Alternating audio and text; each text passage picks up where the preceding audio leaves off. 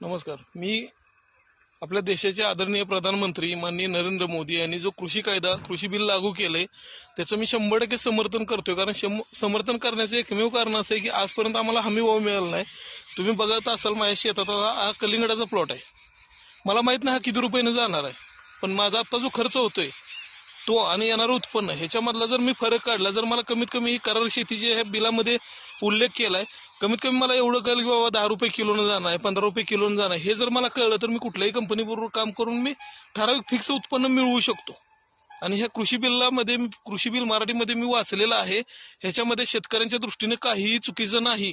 हे जे आंदोलन चाललंय आज, हे शेतकऱ्यांसाठी आंदोलन नाही, हे बाजार समित्या वाचवायसाठी दलाल व्यापारी ह्यांचा धंदा बंद झालाय.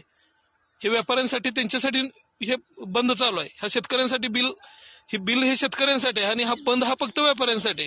मी 100% या कृषी बिलाचं समर्थन करतो आणि स्वागत करतोय.